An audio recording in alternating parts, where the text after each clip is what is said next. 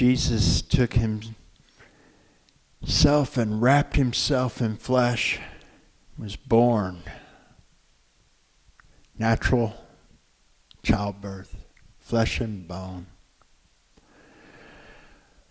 Blood pumping through his heart, became one of us. And he didn't just breeze through life. We don't have this example that when you are in the perfect will of God and when you have enough faith, everything is easy and perfect and nothing goes wrong. That wasn't Jesus' story. And no one has ever been more perfectly submitted to the will of the Father. And no one has ever had more faith than Jesus. He would go places and 1 minute, everybody's like, woohoo, Jesus. And the next minute, they're trying to trick him up with sneaky questions and loaded questions and legalese and trying to figure out how to get him in trouble. He was subjected to the same heat, and the same cold, and the same wind, and the same rain, and the same storms as everyone else. He experienced loss, even though he knows the final outcome. We don't know what happened to Joseph, but based on the culture of the time and the way things worked out, and the fact that he wasn't really mentioned much after Egypt, that Joseph probably died before Jesus began to preach. Maybe quite a while before, because they called Jesus in Mark the carpenter rather than the carpenter's son. So Jesus may have taken over Joseph's business for a little while until God said it was time. It was time. Second shortest verse in the Bible, Jesus wept. I know, everybody's like, what? That's the shortest. No. I'll let you look it up.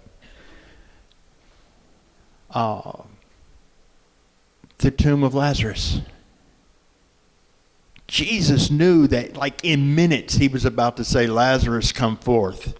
He knew that wasn't the end. But his heart was breaking, not because Lazarus was gone, but because of his empathy and compassion and his care for those who were hurting, who didn't understand, who felt that loss. Even knowing exactly that God is going to move and move in miraculous ways, there can still be sadness and sorrow and grief. Even knowing eternity is with him. Jesus had storms. He slept in that boat. And the disciples woke him up saying, don't you care that we're about to drown? Now, they didn't say, lots of things that they could have. They couldn't. They didn't say, God's not all that disturbed, so I guess it's going to be okay. The winds were blowing. When you take experienced fishermen who fish for a living and make them think the boat's about to go down, you're in some rough seas. That's rough.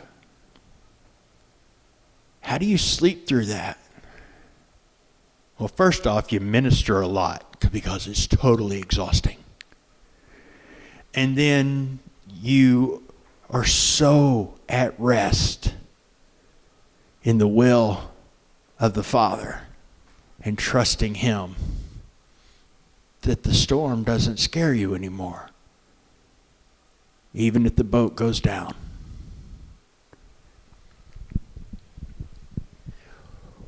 What the disciples didn't realize and what we sometimes forget, because sometimes we're going through something and it feels like God's asleep or it feels like God's not there.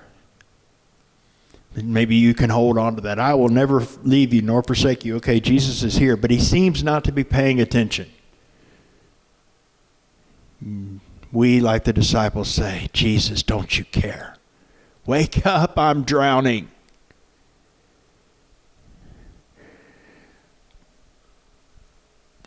But the disciples were actually more secure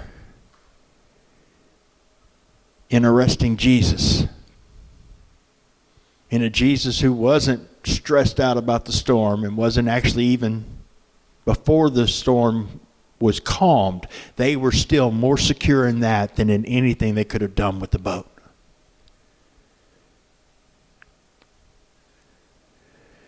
There's nothing that we can do in this world to affect the storm that will be more effective and better than trusting God in it.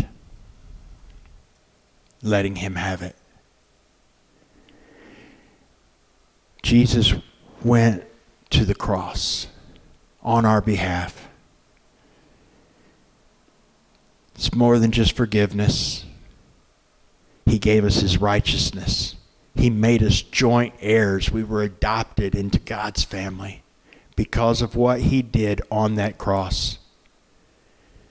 And he never once said, there will never be another storm. He said, I'll be with you. He said, I'll send my comforter. He said, I'll never, ever, ever leave you. And I will accomplish what I set out to accomplish. Sometimes we get so focused that we want the wind and the waves to be still that we forget that we're safer with the wind blowing, holding on to Jesus, than we are if the storm goes away and we're outside of his will. Let the wind blow. Upon the solid rock of Christ I'll stand. You can have peace. You can have comfort. You can have security as the wind rages and threatens to take you all over the place, because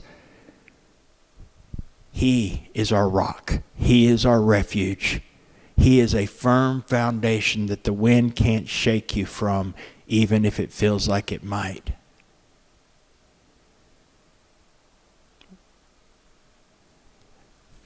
So today I would encourage myself and anyone hearing this to say, I'm not so much worried about whether or not the wind's blowing, but just making sure that I'm shoulder to shoulder with Jesus, that I'm wrapped up in his arms. Run to the shepherd for your refuge. Get in the right side of the rock so that you're protected from all those things that are coming. He shed his blood and he died on our behalf. But the grave couldn't hold him. He rose and he defeated sin. He defeated death. He defeated destruction. And no, it's not all gone yet, but it will be one day. Trust in what he did. And don't judge what he's doing for you or what he has in mind by how hard the wind may be blowing or the circumstances going on. Because the indication that Jesus is with you in the boat is not whether or not the waves are rocking it. It's whether or not he's there. And he's there. And he does care that you're drowning.